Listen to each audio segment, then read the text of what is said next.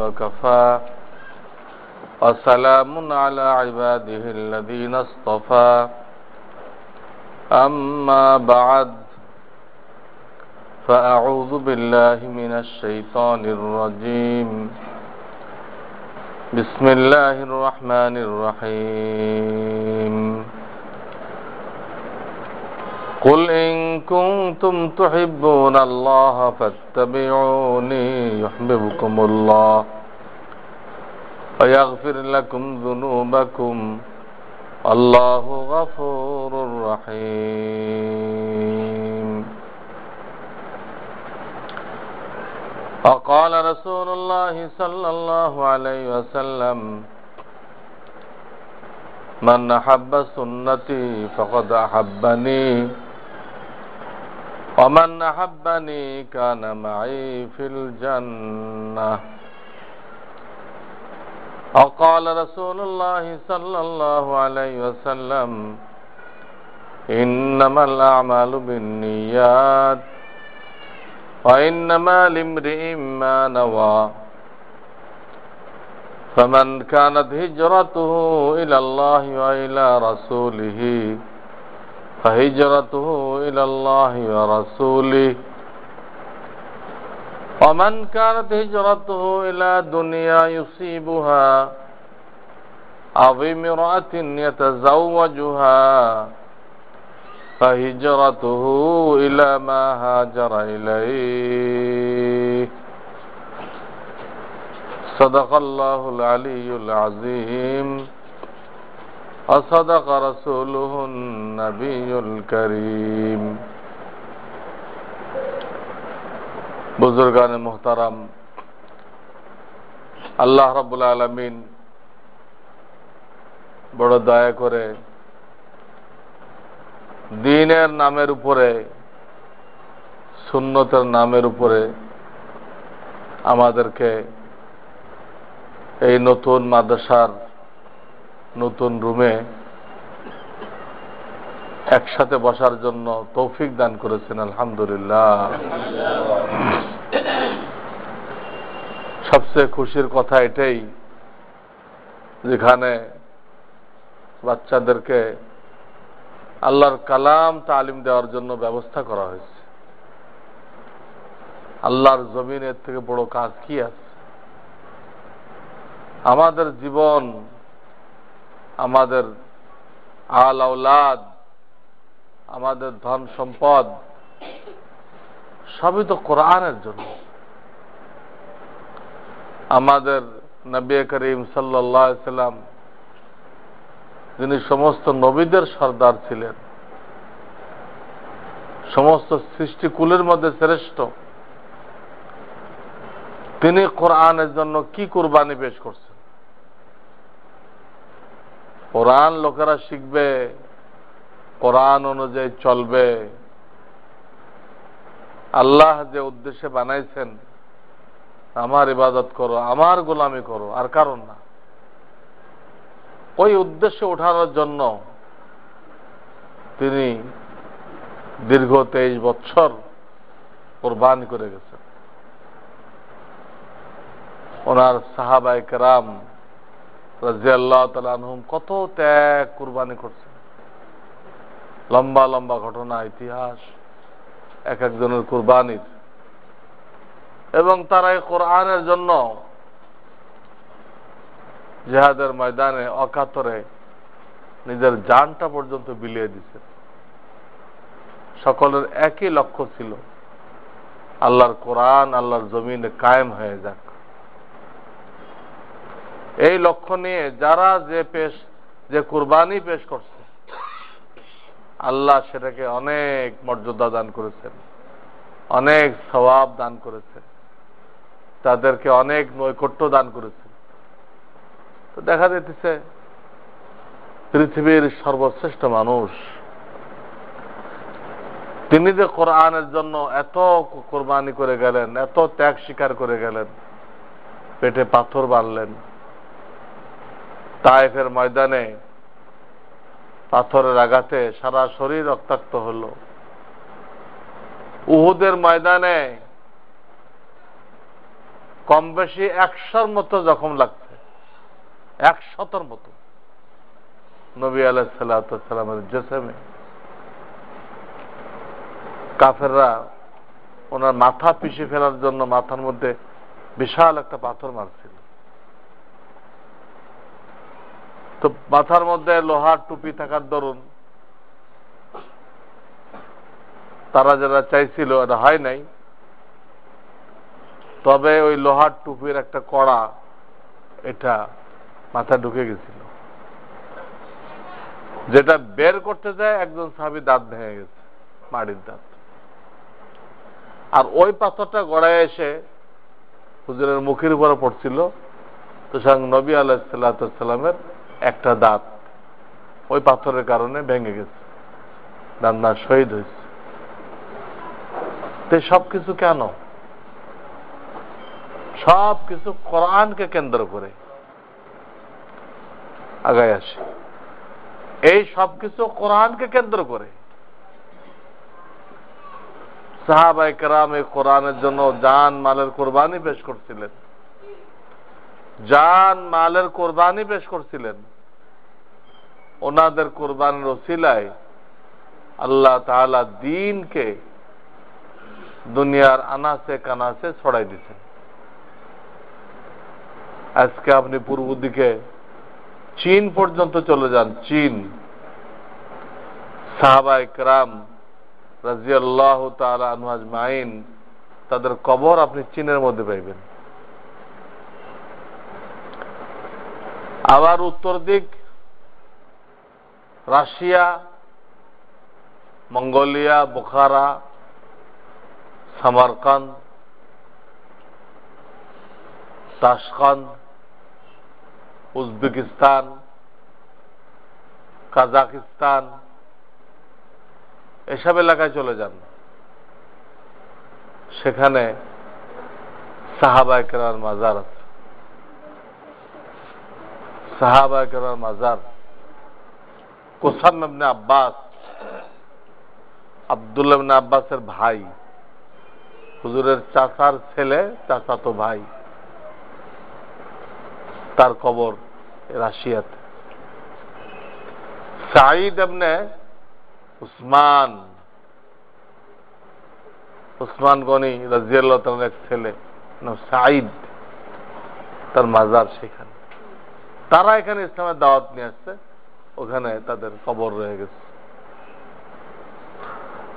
এদিকে আপনি পশ্চিম দিকে আটলান্টিক মহাসাগরের কিনারা পর্যন্ত চলে যান, আটলান্টিক মহাসাগর।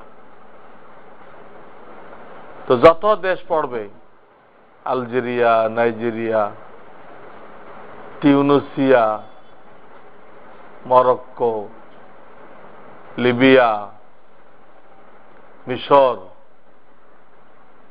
প্রত্যেকটা দেশে কয়েকজন করে সাহাবায়ে কেরামের কবর পাবেন।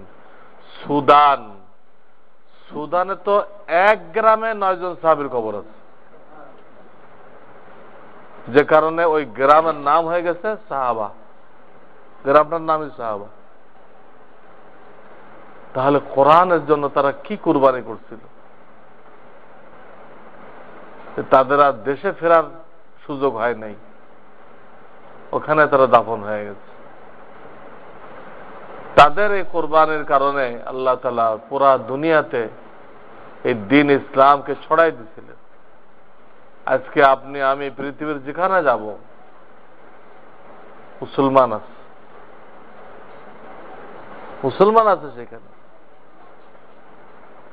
সাহাবায়ে কেরামের কুরবানি, যতদিন এই কুরবানি চলতেছিল মুসলমান বাড়তেছিল, ইসলাম বিভিন্ন দেশে কায়েম হইতেছিল। কিন্তু এক পর্যায়ে এসে আমরা দুনিয়ার দিকে এত ঝুঁকে গেছি যে সাহাবাওয়ালা কুরবানি এখন আর পাওয়া যেতেছে না, অতি নগণ্য একটা সংখ্যা, হাতে গোনা। এই ছাড়া বাকি মুসলমান দুনিয়া জমা করার জন্য ব্যস্ত, দুনিয়ার আরাম আয়েশ দুনিয়ার ব্যাংক ব্যালেন্স, এগুলো হাসিল করার জন্য তারা ব্যস্ত। এর ভিতরে তারা কামিয়াবি দেখতে পাইতেছে। ইমানের লাইনে মেহনত না থাকায় চিজ ও আসবাবের ভিতরে তারা কামিয়াবি দেখতেছে, যার মধ্যে আল্লাহ তাআলা কোনো কামিয়াবি রাখেন নাই। তারা দিনের সহি বুঝ পায় নাই। এই জন্য অধিকাংশ মুসলমান তারা দুনিয়ার চাকচিক্যর মোহে পড়ে এই গান্দা দুনিয়া এটাই জমা করতেছে, অথচ এর কোনো সম্পদ, এক জোড়া কাফন ছাড়া কিছুই তো তার সাথে যাবে না, কোনো কাজে আসবে না। ছেলেপেলেরা এগুলো গুনার কাজে ব্যবহার করতেছে। বহু কোটিপতি চলে গেছে, কোটি কোটি টাকা রেখে গেছে, এখন তার ছেলেরা ভাই ভাইতে মামলা লড়তেছে। ছেলে আর মা মামলা লড়তেছে। নাম বলে চিনি ফেলবেন, আমি নাম বলবো না। মার ছেলে ফ্রি টাকা পাইছে, এই টাকা কোথায় খরচ করবে? তো কোর্টে খরচ করতে। আরে কোন বিষয়ে মতবিরোধ হলে তো বসে ঠিক করো, তা মুরব্বী ডাকো, তা মুরব্বী ডাকো, সে ফয়সালা করে দিবে। তাই বলে মার ছেলে দুই পার্টি হয়ে মামলায় তোমরা লাখ লাখ টাকা ব্যয় করবা। দেখেন দুনিয়াটা মুসলমানকে কোথায় পৌঁছে দিচ্ছে। অথচ ইমাম মালিক রহমাতুল্লাহ বলে গেছেন, কিয়ামত তাক এই উম্মতের যারা শেষ অংশ আসবে তাদের কামিয়াবি এই উম্মতের প্রথম অংশ যে তরিকায় হাসিল করেছিল পরবর্তী লোকদের জন্য ওইটাই তরিকা, কোনো পরিবর্তন হবে না। উম্মতের পরবর্তী লোকদের কামিয়াবি উম্মতের প্রথম জামানার লোকদের কামিয়াবি যে রাস্তা ছিল ওটার মধ্যে। এই না দেখুন অনেক আধুনিক হয়ে গেছে, আধুনিক পন্থা ইসলাম কায়েম করতে হবে। ইসলাম কোন আধুনিক কোনদিন হবে না। সূর্য কি আধুনিক হয়ে গেছে? আগেরটা চলতেছে। চন্দ্র কি আধুনিক হয়েছে? আধুনিক চন্দ্র সব তো আগেরটাই চলতেছে। জমিন আগেরটাই, আসমান আগেরটাই, কোরআন আগেরটা, ইসলাম ওইটাই। ওটা বাদ দিয়ে আপনি নতুন কিছু আনবেন, ওটার নাম বেদাত, ওটার নাম গোমরাহি, ওটা আপনাকে আমাকে ধ্বংস করে দিবে। ইসলাম কোনো মডার্নাইজ করা যায় না, আধুনিক করা যায় না, এগুলো গুমরাহি। যারা আধুনিক ইসলাম পেশ করতে গেছে নিজেরাও গুমরা হয়েছে, আর হাজারো লোকরা গুমরা করছে। ইসলাম তো ওইটাই যেটা 1400 বছর আগে মদিনার থেকে দুনিয়ায় ছড়াই পড়ছে, ওটাই ইসলাম। আপনাকে ওই 1400 বছর পিছনে যেতে হবে, তাতে বেশি পিছনে যাওয়া যাবে না। 1500 বছর পিছনে গেলে তো হবে না, কিন্তু এটা ইয়ামে জাহেলিয়াত। ঠিক মাপজোক দিয়ে 1400 বছর পিছনে যেতে হবে, ওটা একমাত্র ইসলাম, দ্বিতীয় কোন ইসলাম নেই। আর ওই ইসলামের দিকে তাকাই দেখেন, নবী করিম সাল্লাল্লাহু আলাইহি সাল্লাম যে কোন লোক মুসলমান হয়েছে তাকে প্রথম ইমানের শিক্ষা দিচ্ছেন। ইমান কাকে বলে? যে কোন ব্যক্তি মুসলমান হয়েছে তাকে ইমান বুঝায় তো মুসলমান বানাইছে, ওই ইমানের তালিম দিচ্ছেন। ইমান শিক্ষা করার পরে তাকে আমলের তালিম দিচ্ছেন, দিয়ে তাকে তার গোত্রের কাছে পাঠিয়ে দিচ্ছেন, যাও আমার যে কাজ তোমার সেই কাজ। সাফ কুল হাযিহি সাবিলি আদউ ইলাল্লাহ আলা বাসীরা আনা ওয়া মান ইত্তাবা'আনি আনা ওয়া মান ইত্তাবা'আনি। সূরা ইউসুফ, আল্লাহ তাআলা বলতেছেন, হে আমার রাসূল, আপনি উম্মতকে ঘোষণা করে দেন মানুষকে দ্বীনের দিকে ডাকা, কোরআনের দিকে ডাকা, এটা আমার কাজ, এবং এটা আমি জেনে বুঝে করতেছি, অর্থাৎ নিশ্চিত এটা আমার কামিয়াবির রাস্তা। যে উদ্দেশ্যে আল্লাহ আমাকে বানাইছিলেন ওই উদ্দেশ্য বাস্তবায়নের রাস্তা এটা। শুধু আমি না, আনা ওয়া মান ইত্তাবা'আনি, আমি আর আমার যারা উম্মত হবে, আমার যারা অনুসারী হবে, একই কাজ, মানুষকে কোরআনের দিকে দাওয়াত দিবে, কোরআনের দিকে দাওয়াত দিবে। তো যে কোনো লোক মুসলমান হয়েছে, হুজুরে তাকে ঈমান শিখাইছেন, আমল শিখাইছেন, শিখায় দাওয়াতে লাগে, যাও দাওয়াত দাও, ওই ঈমান আমল যা শিখলা ওটা মানুষের কাছে পৌঁছাও। প্রত্যেককে লাগাইছেন দাওয়াতের কাছে। এই উম্মত কোন নবী না, কিন্তু যেহেতু আর কোন নবী আসবেন না দুনিয়াতে, ইসলাম চলবে কিয়ামত তাক, দিন ইসলাম চলবে কিয়ামত তাক, অথচ আর কোন নবী আসবেন না। তাহলে দিন টিকবে কিসের দ্বারা? এজন্য আল্লাহ তাআলা বড় মেহরবানি করে এই উম্মতকে নবীওয়ালা কাজ দান করছেন। নবী না, কিন্তু তাদেরকে নবীওয়ালা কাজ দান করছেন। আর ওই কাজের খাতিরে তাকে এমন টাইটেল দিচ্ছেন, এমন লাকাব দিচ্ছেন যে এই টাইটেল আর কোন উম্মত পায়নি। কুনতুম খায়রা উম্মাতিন উখরিজাত লিন-নাস, হে আমার উম্মত, তোমরা সর্বশ্রেষ্ঠ উম্মত। প্রায় 100 নবীর 100 উম্মত ছিল, তো সকল উম্মতের মধ্যে তোমরাই শ্রেষ্ঠ। কেন? তোমাদেরকে আল্লাহ তাআলা পুরা পৃথিবীর মানব জাতির কল্যাণের জন্য পাঠিয়েছেন, তোমাদেরকে পাঠিয়েছেন। ইতিপূর্বে আল্লাহ যেমন নবী রাসূল পাঠাইতেন, তো নবী রাসূল তো আসবে না, ওই জায়গায় তোমাদেরকে পাঠাইছেন।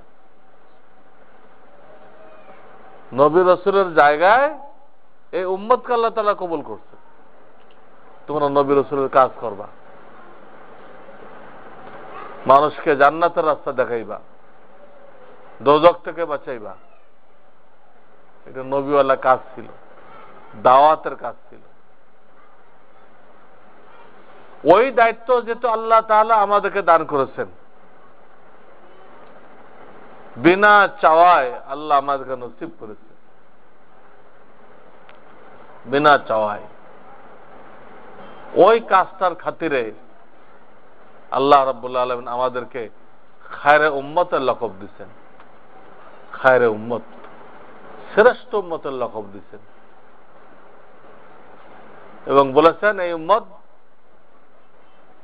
যদি তারা দায়িত্ব পালন করে, নিজেও ঈমান আমলের উপরে চলবে, অন্যকে ঈমান আমলের দাওয়াত দিবে। এই তো এই উম্মতের কাজই, এই উম্মতের কাজ, এই উম্মতের কর্মসূচি আল্লাহ তাআলা সূরা আল আসরের মধ্যে বলে দিয়েছেন। সূরা আল আসর, ওখানে বলা আছে আল্লাহ তাআলা জামানের কসম খাইছেন, আসরের টাইমের কসম খাইছেন, খেয়ে বলেছেন সমস্ত মানুষ ধ্বংসের মধ্যে আছে। তবে 4টা গুণ যার মধ্যে থাকবে, আল্লাহ তাকে ধ্বংসের থেকে হেফাজত করবেন, আল্লাহ তার জন্য জান্নাত তৈরি করে রাখছেন। 4টে গুণ। ইল্লাল্লাযীনা আমানু ওয়া আমিলুস সালিহাত। সে নিজের ঈমান ঠিক করবে, আমল ঠিক করবে। ওয়া তাওয়াসাউ বিল হাক্কি ওয়া তাওয়াসাউ বিস সাবর। অন্য ভাইদেরকে ঈমানের দাওয়াত দিবে, নেক আমলের দাওয়াত দিবে। নিজে ঈমান ঠিক করবে, দিলের বিশ্বাসকে ঈমান বলা হয়। আমানতু বিল্লাহি ওয়া মালাইকাতিহি ওয়া কুতুবিহি ওয়া রুসুলিহি। এখানে 7টা পয়েন্ট আছে। এই পয়েন্টগুলো অন্তরে বসানোর নাম ঈমান।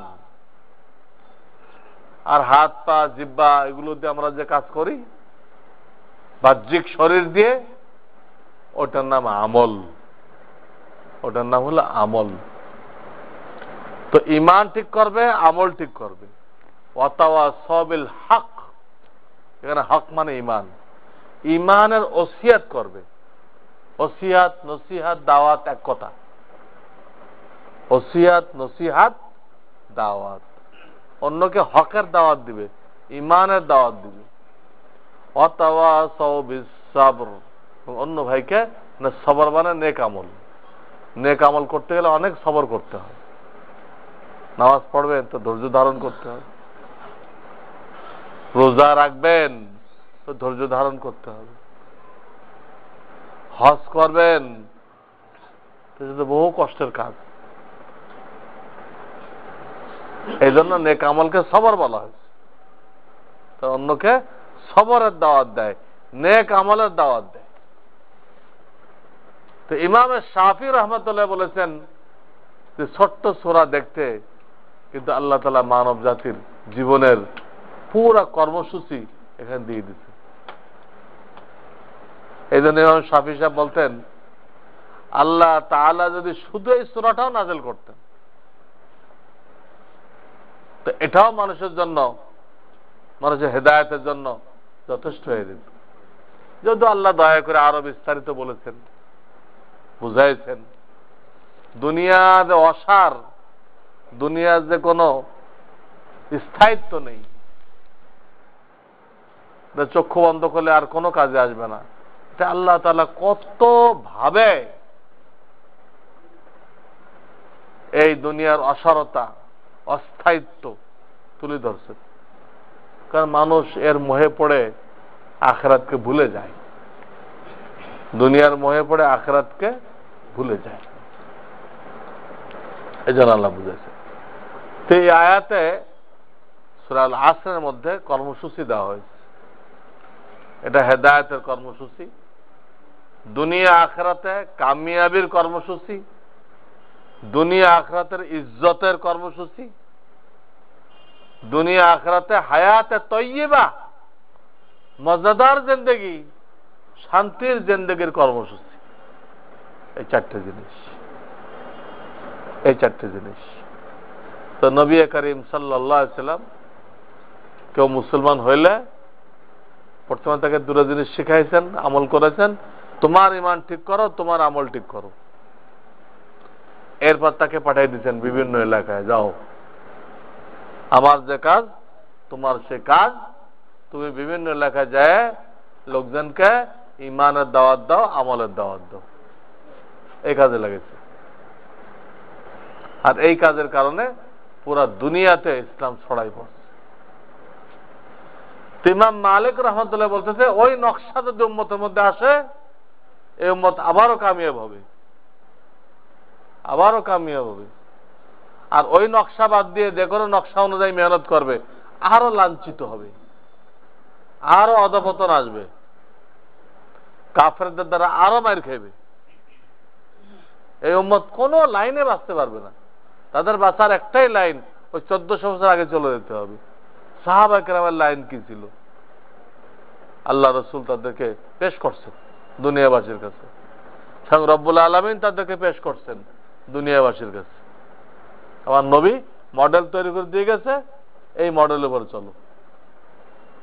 আস-সাবিকুনাল আউয়ালুনা মিনাল মুহাজিরিন ওয়াল আনসার والذين اتبعوهم بإحسان رضي الله عنهم ورضوا عنه وأعد لهم جنات تجري تحتها الأنهار আল্লাহ তাআলা বলতেছেন আমার নবীর যারা সাহাবী আনসার বা মুহাজির পরবর্তীকালে যে কেউ তাদেরকে ফলো করবে সাহাবায়ে কেরাম সত্যের মাপকাঠি যে মানবে না তার ঈমান নেই সেই আয়াতকে মানল না বেঈমান যদিও সে ইসলামের নামে কাজ করতেছে যে আল্লাহর খাতায় সে বেঈমান আল্লাহ কোরআনে বলতেছে السابقون الأولون من المهاجرين والأنصار মুহাজির আনসার কথা বলতেছে الذين اتبعوهم بإحسان আর যারা সুন্দরভাবে তাদেরকে ফলো করবে তা আমি ওই আনসার মুহাজির আর তাদেরকে যারা ফলো করবে এই উভয় গ্রুপের জন্য আমি রাজি হয়ে গেছি তারাও আমার পর রাজি হয়ে গেছে এবং তাদের সকলের জন্য আমি এমন জান্নাত এমন বাগবাগান তৈরি করে রাখছি যার নিচ দিয়ে নাহার প্রবাহিত হবে নাহার এখন আপনি কাশ্মীরে যান সিরিয়া যান দুটা দেশকে ভূস্বর্গ বলা হয় কাশ্মীর আর সিরিয়া এখানে আল্লাহ তাআলা প্রচুর ফলের বাগান বানাইছেন আর এই বাগানের মধ্যে দিয়ে নহর গেছে মানুষ মিঠা পানি খাইতেছে আর এখান থেকে ফল ফুল খাইতেছে জান্নাতের একটা নমুনা এখানে রাখছেন কাশ্মীরের মধ্যে আর কোথায় সিরিয়ার মধ্যে এই জন্য এই দুটো দেশের নাম হয়ে গেছে ভূস্বর্গ জমিনের জান্নাত জান্নাতের যে পিকচার আল্লাহ তাআলা বয়ান করছেন জান্নাতিন তাজরি তাহতাহাল আনহার জান্নাত মানে বাগবাগান জান্নাত মানে বিল্ডিং না বাকি এখানে বিল্ডিংও থাকবে যার ইট স্বর্ণ আর রূপার ওটাও থাকবে কিন্তু জান্নাত শাব্দিক অর্থ কিন্তু বিল্ডিং না মানে হুর থাকবে গিলমান থাকবে সবই থাকবে কিন্তু জান্নাতের শাব্দিক অর্থ কি বাগবাগান মানুষ যারাকে পছন্দ করে সমস্ত রকম ফুল আছে সমস্ত রকম ফল আছে আবার তার নিজ দিয়ে মিঠা পানির নহর বয়ে গেছে মানুষ খুব পছন্দ করে নহর বয়ে গেছে এই জন্য লোকেরা ধানমন্ডির ভিতরে লেক বানাইছে সংসদের সাথে লেক বানাইছে জান্নাতে যেতে পারি আর না পারি জান্নাতের নমুনা বানায় এখান থেকে তো ভোগ টোকল করে দেয় আমরা এখানে নিজেদের নহর বানাই দিলাম এই নহর তুমি কয়দিন থাকবা আল্লাহু আকবার তো আল্লাহ তাআলা এরকম শান্তির জায়গা রাখছেন وأعد لهم جنات تجري تحتها الأنهار আল্লাহ বানায় রাখছে আনসার আর মুহাজির এবং তাদেরকে যারা ফলো করবে এই কথা সূরা ফাতিহা তো আছে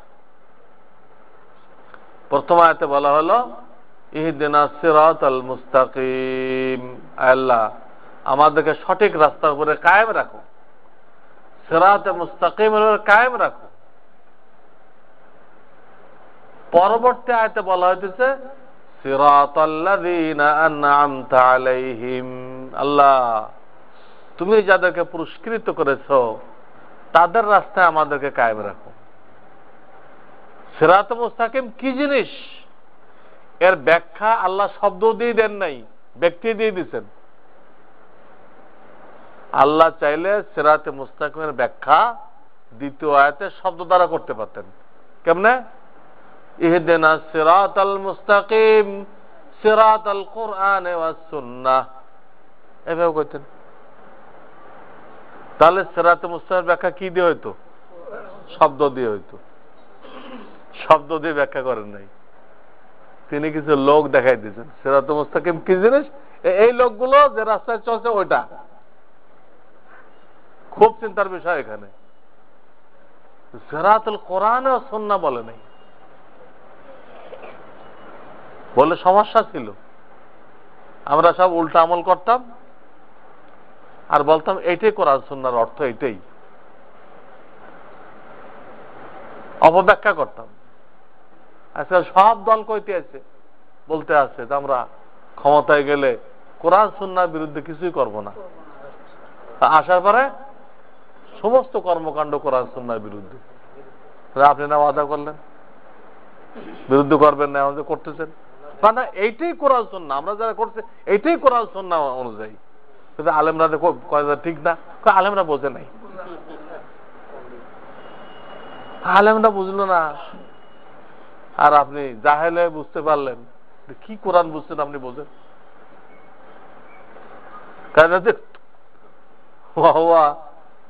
তরিকুল কোরআন আর সুন্নাহ করতে তো এই হালাত হইত, সব উল্টা করতো আর দোহাই দিত কার? আজকে কাদিয়ানি যারা কাফের, এরা তো কোরআন সুন্নাহ দোহাই দিচ্ছে। যারা আমাদের নবীর পরে আর একটা লোকরে খাড়া করছে, নবী আর একটা লোকরে খাড়া করছে কি হিসেবে? নবী হিসেবে। তারা দলিল দিচ্ছে কি দিয়ে? কোরআন দিয়ে দলিল দিচ্ছে না? তো তারা যে কোরআন বোঝাইতেছে, কোরআনের কি ওই অর্থ? তারা যে অর্থ বোঝাই দিচ্ছে না, কোরআন সামনে রেখে অপব্যাখ্যা করতেছে। রহিয়া তরিকুল কোরআন আর সুন্নাহ কইলে আমাদের এই হালাত হইতো, অপব্যাখ্যা দিতাম আমরা আর কথা এটাই কোরআন, এটাই সুন্নাহ, এই কথা বলতাম আমরা। এই জন্য আল্লাহ এটা বলেনই নেই। তিনি বলছেন সিরাতাল্লাযীনা আন'আমতা আলাইহিম, এটা কাজ করে, সিরাতাল্লাযীনা আন'আমতা আলাইহিম, হে আল্লাহ আমাকে ওই সমস্ত লোকদের রাস্তায় চালাও যাদেরকে তুমি পুরস্কৃত করেছ। এখন এর তাফসীর দেখেন, কাদেরকে পুরস্কৃত করা হয়েছে? আল্লাহ রাসূল কি বলেন? আল্লাহ রাসূল এই আয়াতের কি তাফসীর করছেন? পরিষ্কার বলছেন পুরস্কৃত করা হয়েছে কাকে? নবীকে আর নবীর সাহাবায়ে কেরামকে। তাহলে প্রথম আয়াতে যে আপনি সিরাতে মুস্তাকিম চাইলেন, দ্বিতীয় আয়াতে আল্লাহ নিজেই ব্যাখ্যা করে দিলেন, তার রাসূলও ব্যাখ্যা করে দিলেন সিরাতে মুস্তাকিম কোনটা? নবী আর সাহাবীদের রাস্তা। এইটা যারা মানবে তারা কামিয়াব। আল্লাহ দুটো মিলাই কইছেন, একটা বলেন নাই। এটা বিভিন্ন আয়াতে আপনারা পাবেন, মিলাই কইছেন। যেমন মুহাম্মাদুর রাসূলুল্লাহ ওয়াল্লাযীনা মাআহু, অর্থাৎ রাসূলের কথা বললো। এর পরে কি বলতেছে? ওয়াল্লাযীনা মাআহু, এনারা কারা? ওয়াল্লাযীনা মাআহু, যারা নবীর সাথে আছে, সাহাবী না। ওনাদের জিন্দেগি আমাদের সামনে রাখতে হবে, এটা কামিয়াবির একমাত্র রাস্তা। তো লক্ষাধিক সাহাবায়ে কেরামের মধ্যে মক্কা মদিনায় 10,000 সাহাবীর কবর পাওয়া যায় সির্ফ, আর 1,15,000-20,000 সাহাবীর কবর দুনিয়াতে ছড়াই ছিটাই আছে। তারা দ্বীনের দাওয়াত নিয়ে বিভিন্ন এলাকায় চলে গেছে, তাদের কুরবানির বিনিময় ইসলাম দুনিয়াতে ছড়াই পড়ছে। কিছু গাধা মার্কা লোক বলে ইসলাম তলোয়ারের দ্বারা দুনিয়ায় ছড়াই পড়ছে, কখনো না। মাওলানা আনোয়ার শাহ কাশ্মীরি রহমতুল্লাহ বলতেন, তোমরা যে বলো খ্রিস্টানরা আপত্তি করে, ইসলাম তো তলোয়ার দ্বারা প্রচার হয়েছে। তাই যদি হয় তো যারা তলোয়ার চালাইলো তারা কেমনে আইছিল ইসলামে? তলোয়ার দ্বারা ইসলাম প্রচার হয়েছে, তাহলে কিছু লোক তো তলোয়ার চালাই প্রচার করলো, ওই লোকগুলো ঢুকছিল কিভাবে? ওদের উপরে কে তলোয়ার চালাইছিল বলেন? এর জব কি? সাহাবায়ে কেরাম তলোয়ার চালায় ইসলাম জারি করে থাকে, আর শায়েখ রহমানও তো বোমা ফাটায় ইসলাম কায়েম করে থাকে, তো ওনারা ঢুকলেন কিভাবে? ওনাদের উপর কে তলোয়ার চালাইছিল? মিথ্যা কথা এটা। দাওয়াতের দ্বারা দিন জিন্দা হয়েছে, তলোয়ারের দ্বারা না, তলোয়ারের দ্বারা না। শায়েখ রহমান ইসলাম গলত, তো কাফেররা তাকে খাড়া করছে উলামায়ে কেরামকে বদনাম করার জন্য, এই দেশে দখল দেওয়ার জন্য, সন্ত্রাস দমনের নামে দখল দেওয়ার জন্য এই ধরনের লোক তারা খাড়া করে। আমাদের সতর্ক থাকতে হবে। তো বলতেছিলাম যে সাহাবায়ে কেরাম যে রাস্তায় কামিয়াবি ছিল ওটা আমাদের রাস্তা। আপনি একজন সাহাবীকে দেখাইতে পারবেন না, অথচ অর্থনৈতিক দিক দিয়ে তারা আমাদের থেকে দুর্বল ছিল, গরিব ছিল। এরপরও আপনি একজন সাহাবীকে দেখাইতে পারবেন না যিনি হালাল রিজিকের ফিকির করতে করতে মারা গেছেন, তা দেখাইতে পারবেন না। তারা হালাল রিজিকের ফিকির করছে, আল্লাহ কিছু পয়সা করে দিছে, কিছু বিবির কাছে দিছে, কিছু নিজে নিয়ে আল্লাহ রাস্তায় বের হয়ে গেছে। একজন সাহাবীকে দেখাইতে পারবেন না যিনি হালাল রিজিক করতে করতে মরে গেছে। আজকে দুনিয়ার মুসলমান কেউ চাকরি করতে করতে মরতেছে, কেউ ব্যবসা করতে করতে মরতেছে, কেউ খেতে ফসল লাগাইতে লাগাইতে মরতেছে। আল্লাহর রাস্তায় কে মরছে দেখেন তো? কয়জন মুসলমান আল্লাহ রাস্তা দিয়ে মারা গেছে? সব তো চাকরি করতে করতে মরতেছে, ব্যবসা করতে করতে মরতেছে, জমিনে ফসল লাগাইতে লাগাইতে মরতেছে। অর্থাৎ এখন মুসলমানদের যে নমুনা, এই নমুনা সাহাবায়ে কেরামের সাথে মিলতেছে না। আর এটার কারণেই আমাদের উপর এত আযাব গজব, এত বালা মুসিবত। ওই অরিজিনাল নমুনায় ফিরে আনার জন্য এই মাদ্রাসার দরকার। এই মাদ্রাসায় ইলম চর্চা করা হবে, সাহাবায়ে কেরামের জিন্দেগি চর্চা করা হবে, করে পুরা জাতিকে বোঝানো হবে যে ভাই দিন শিখতে চাও, নমুনা এই। ওর কর্মী বাহিনী এখান থেকে তৈরি হবে। এলেম ছাড়া দাওয়াত দেওয়া যায় না, দাওয়াতের দ্বারাই দিন জিন্দা হবে। দাওয়াত দিতে গেলে কি লাগবে? এলেম লাগবে। কেন? আল্লাহ কোরআনে বলছেন, ইয়া আইয়ুহার রাসূল বাল্লিগ মা উনজিলা ইলাইকা মির রাব্বিক। হে আমার রাসূল, আমি যেটা কোরআনে নাযিল করছি ওটার আপনি তাবলীগ করেন, ওটার দাওয়াত দেন। কিসের দাওয়াত দিবেন? আল্লাহ কোরআনে বলতেছে বাল্লিগ, তাবলীগ করেন। কিসের? মা উনজিলা ইলাইকা মির রাব্বিক, যা আপনার রবের পক্ষ থেকে নাযিল করা হয়েছে। দাওয়াত দ্বারা দিন জিন্দা হবে, কিন্তু আপনি দাওয়াত দিতে গেলে কি লাগবে? কোরআন সুন্নাহর ইলম লাগবে। ওটা দিয়ে মানুষকে বুঝাইতে হবে ভাই এটা আল্লাহর বিধান। আল্লাহ আমাদের প্রথম দায়িত্ব দিতে ঈমান ঠিক করো, প্রথম দায়িত্ব এটা, এর আগে আর কোনো দায়িত্ব নেই। সাহাবায়ে কেরাম বলছেন একাধিক হাদিস, তাআল্লামনাল ঈমান সুম্মা তাআল্লামনাল কুরআন। আমরা আগে ঈমান শিখতাম, এরপর হুকুম আহকাম শিখতাম। আজকে ঈমান যে শিখতে হবে এই কথাটাই মুসলমানদের সমাজে আলোচনা নেই। ঈমান যে শিখতে হবে এটা জানতেছে না।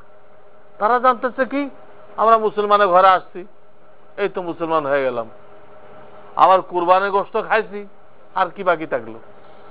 আরে বাবা, মুসলমানের ঘরে এসে কুরবানির গোশত খাইলে মুসলমান হওয়া যায় কোন আয়াতে আছে? কোন হাদিসে আছে? এটা মন গড়া কথা আমাদের। যার ঈমান তাকে শিখতে হবে।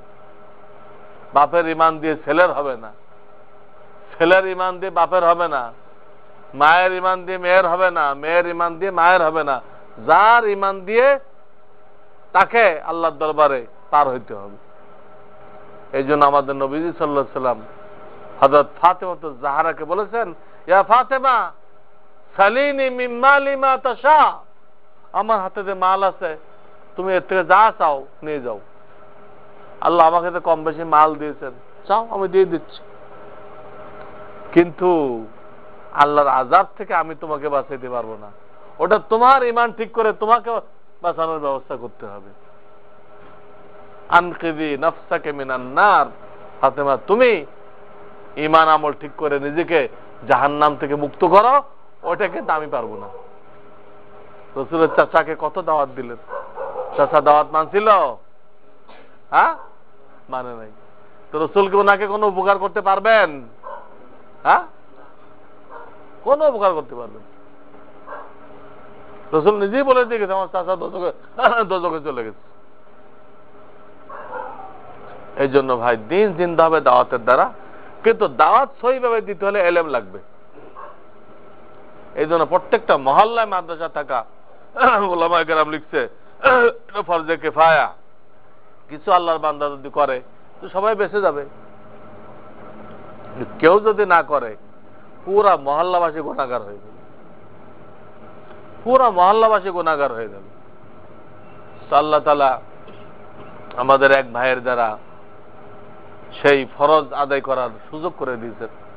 আল্লাহ ওনার হায়াতে বরকত দান করেন, ওনার মালের ভিতরে বরকত দান করেন, ওনার ছেলেদেরকেও এই লাইনে লাগাই দেন, যাতে এই মাদ্রাসা অদূর ভবিষ্যতে একটা পরিপূর্ণ মাদ্রাসায় রূপ নিতে পারে। এখান থেকে শত শত হাজার হাজার ছেলে পেলে এলেম শিখে দিনের দাওয়াত নিয়ে দুনিয়ার আনাচে কানাচে পৌঁছে দিতে পারে। আপনাদের দোয়ায় আমরা ওই শুধু কটা ছাত্র নিয়ে বসে থাকবে ওই মাদ্রাসা কায়েম করতে চাই না। এক ধরনের মাদ্রাসা আছে, কয়েকটা ছাত্র নিয়ে বসে আছে, বেতন পাইতেছে। অনেক মাদ্রাসা পাইবেন। আরে আলিয়া না বাবা, কমই আছে, কিন্তু আমরা সেই লাইনের না। আমাদের লাইন হলো বাচ্চাদেরকেও শেখাও, বুড়াদেরকেও শেখাও, সব ভাইদের পর মেহনত করো। মাদ্রাসা বানাইবা এলেমেরও মার্কাজ, দাওয়াতেরও মার্কাজ, এলেমেরও মার্কাজ, দাওয়াতেরও মার্কাজ। এটা হলো জিন্দা মাদ্রাসা। আর যে মাদ্রাসা দাওয়াতের কোনো ব্যবস্থা নেই তাহলে মুর্দা মাদ্রাসা। তো ইনশাআল্লাহ এখান থেকে ওলামা তৈরি হবে, হাফেজ কারি তৈরি হবে, এবং আমরা হাসরের ময়দানে আল্লাহ রসুল যে একটা নালিশ করবেন ওই নালিশ থেকেও বেঁচে যাব। 19 পারায় 1 পৃষ্ঠা আল্লাহ বলেছেন আল্লাহ রসুল কি নালিশ করবেন। وقال الرسول يا ربي إن قوم اتخذوا هذا القرآن مهجورا। হে আমার পরওয়ারদিগার, হে আমার পরওয়ারদিগার, আমি অনেক কষ্ট করে অনেক সাহাবায়ে কেরামকে শহীদ করে এই কোরআনের আমানত দুনিয়াতে রেখে আসছিলাম। কোরআনের আমানত, কিন্তু আমার উম্মতের কিছু লোক তারা এই আমানতকে টিকায় রাখার জন্য, দুনিয়াতে কায়েম করার জন্য তারা কোনো কুরবানি পেশ করে নাই, কোনো ত্যাগ তারা পেশ করে নাই। তারা তাদের দুনিয়া নিয়ে ব্যস্ত ছিল। এই অভিযোগ করবে। وقال الرسول يا ربي إن قوم اتخذوا هذا القرآن মাহজুরা। এজন্য মাদ্রাসার ব্যাপারে যাদের ভূমিকা নেই, কোন জানের কুরবানি নেই, কোন মালের কুরবানি নেই, ছেলে সন্তানকেও দেয় নাই, যে এখানে দিলে কি খাইবে? যে আল্লাহ কাফেরকে খাওয়াইতেছে, আপনার ছেলে আপনার নাতি সেই আল্লাহর কালাম পড়ে না খাই থাকবে? কত বড় কুধারণা আল্লাহর সাথে, যে আল্লাহ তার দুশ্মনকে খাওয়াইতেছে, যে আল্লাহ তাকে যারা অস্বীকার করে তাদেরকে খাওয়াইতেছে। আপনার আল আওলাদ সে আল্লাহর কালাম পড়বে, মানুষকে আল্লাহর কালাম শিক্ষা দিবে, আর আল্লাহ তাকে না খাওয়াই রাখবে। এই ধরনের কুধারণা করা, আল্লাহর সাথে কুধারণা করা, কি ঈমান থাকে? কাজে যারা এই কোরআন শিক্ষা করার জন্য সন্তান দেয় নাই, অর্থ দেয় নাই, সময় দেয় নাই, আপনারা বসে আছেন, সময় তো দিলেন, দিন শিক্ষা করার সময় তো দিলেন, সময় দিতে হবে। আল্লাহ যা কিছু টাকা পয়সা দিচ্ছেন এর থেকে কিছু মালও ব্যয় করতে হবে। আবার ছেলেপেলে দিতে হবে, ছেলেপেলে নেই, সব বড় হয়ে গেছে। আচ্ছা যান, বড়গুলো মোবাইল মাদ্রাসায় নিয়ে যান, দাওয়াত ও তাবলীগের মোবাইল মাদ্রাসায় নিয়ে যান, ছোট নেই একটাও। আচ্ছা যাক, গ্রাম থেকে লয়ে আসেন, গ্রাম থেকে না লয়ে আসেন, আইনে আপনি খরচ দিয়ে পড়ান। ওটা আপনার রুহানি আওলাদ হয়ে যাবে। ওকে দিয়ে আপনি বলতেন, আল্লাহ আমি এই ছেলেটাকে কোরআন শিখাইছিলাম, তা আপনার বিরুদ্ধে আল্লাহ রসুল আর কোন অভিযোগ করবেন না। বহু মুসলমান পাওয়া যাবে মসজিদের জন্য টাকা চাইলে দেয়, এটাকে ইবাদত মনে করে, কিন্তু মাদ্রাসার জন্য টাকা চাইলে দেয় না, এটা কোনো কাজ না, আরো টিটকারি করে, জঙ্গি তৈরি হয়, তো ইমান নষ্ট হয়ে যাবে। 1400 বছর পর্যন্ত এখানে আলেম তৈরি হয়ে দিন কায়েম করছে, কোন জঙ্গি তৈরি হয় নাই। আর এখন ইহুদের একটা স্লোগান শিখাই দিছে, আমরা ওই স্লোগানের সাথে হা মিলাই দেয় না, মাদ্রাসা চান্দা দেয় না। তারা এই রসুলের এই প্রশ্নের কি জবাব দিবে? জানলে এই লোকগুলো আমার কোরআন কায়েম করার জন্য কোনো অবদান রাখে নাই, সময়ও দেয় নাই, মালও দেয় নাই, কোন ছাত্রও দেয়নি, কি জবাব হবে? হায়াতের ব্যবস্থা করতে হবে, মাদ্রাসার সাথে জুড়ে থাকতে হবে। মাদ্রাসাকে রসুলের বাগান বলা হয়, এই বাগানের খাদেম হইতে হবে। যদি খাদেম হয়ে আমার এই মাদ্রাসাকে আগায় নিতে পারি, কিয়ামত পর্যন্ত আমরা তো চলে যাব, আমরা তো কিছুদিন পরে চলে যাব। আমাদের তো নোটিশ এসে গেছে, দাড়ি সাদা হওয়া মানে কি? নোটিশ এসে গেছে, তৈরি থাকো, ফসল পেকে গেছে, মালিক যে কোনো সময় কেটে নিবে। ফসল পেকে গেছে, মালিক যে কোনো সময় কেটে নিবে, তৈরি থাকো। আমরা তো থাকবো না। কিন্তু এই মাদ্রাসার জন্য যদি আমাদের অবদান থাকে, মাদ্রাসাকে মোহাব্বত করি, ইনশাল্লাহ কেউ আপনার আমার জন্য দোয়া করুক আর না করুক, কেউ আপনার আমার জন্য দোয়া করুক আর না করুক, এইখানে যত কোরআন তেলাওয়াত করা হবে, যত হাফেজ তৈরি হবে, যত মাওলানা তৈরি হবে, তাদের সকলের খেদমত ওর মধ্যে আমরা অংশগ্রহণ করব, এবং তাদের ওই খেদমতের অংশ, ওর সব প্রত্যেক দিন কবরে আমাদের আমলনামার সাথে যোগ হবে। এটাই হাদিস কোরআন। হাশরের ময়দানে দেখা যাবে আপনার আমলের নেকির পাল্লা কি হয়ে গেছে, ভারী হয়ে গেছে। মৃত্যুর সময় তো গোনার পাল্লা ভালো ছিল, না সমান সমান ছিল, কিন্তু মাদ্রাসার সাথে জড়িত থাকার দরুন যত কোরআনের খেদমত হয়েছে সব আপনার আমলনামায় জমা হইতেছে।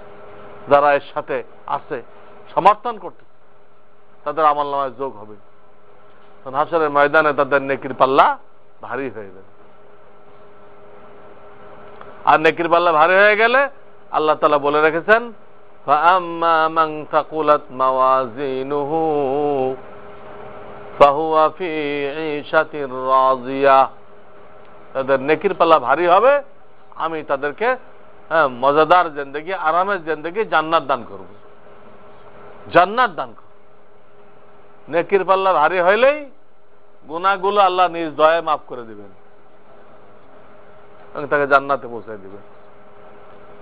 وَأَمَّا مَنْ خَفَّتْ مَوَازِينُهُ فَأُمُّهُ هَاوِيَةٌ।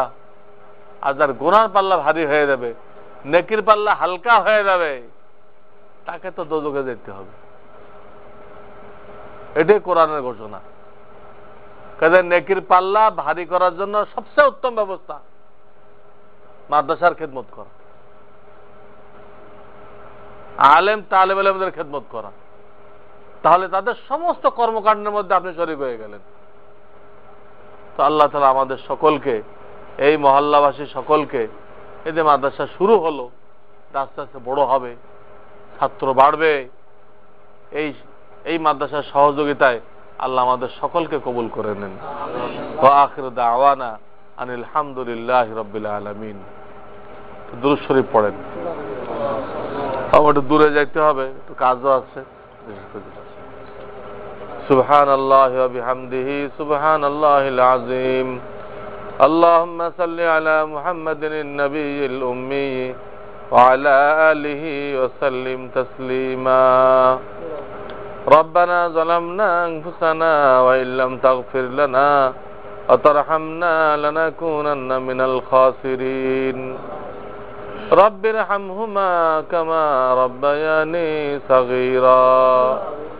رب اجعلني مقيم الصلاة ومن ذريتي ربنا وتقبل دعاء. ইয়া রাব্বাল আলামিন, এই মাদ্রাসাকে তুমি কবুল ও মঞ্জুর করে নাও। এ আল্লাহ, তুমি এটাকে একটা কামিয়াব মাদ্রাসা হিসেবে কবুল করে নাও। এ আল্লাহ, যা কিছু প্রয়োজন আছে আল্লাহ খাজানায় গায়েব থেকে ব্যবস্থা করে দাও। এ আল্লাহ, যারা এর পিছনে সহযোগিতা করতেছে আল্লাহ তাদেরকে ইখলাসের সাথে সহযোগিতা করার তৌফিক দান করো। আল্লাহ, তাদের সকলকে কোরআনের আশেক বানায় নাও, তোমার নবীজির আশেক বানায় নাও। আমাদের সকলকে আল্লাহ তুমি ধর ওলির কাতারে শামিল করে নাও। এ আল্লাহ, এই মাদ্রাসাকে আমাদের জন্য সদকায়ে জারিয়া করে দাও, আমাদের জন্য নাজাতেল ওসিলা করে দাও, আমাদের জন্য বিনা হিসাবে বেহেশতে দেওয়ার ব্যবস্থা করে দাও। এ আল্লাহ, এই মাদ্রাসাকে সব রকম সমস্যা থেকে হেফাজত করো আল্লাহ, সব রকম তারাক্কি উন্নতি দান করো। এ আল্লাহ, সুন্দর মাদ্রাসা আল্লাহ তুমি কায়েম করে দাও। রব্বানা তাকাব্বাল মিন্না ইন্নাকা আনতাস সামিউল আলিম ওয়া তুব আলাইনা ইন্নাকা আনতাত তাওয়াবুর রহিম। সুবহান রাব্বিকা রাব্বিল ইজ্জাতি আম্মা ইয়াসিফুন ওয়া সালামুন আলাল মুরসালিন আলহামদুলিল্লাহি রাব্বিল আলামিন।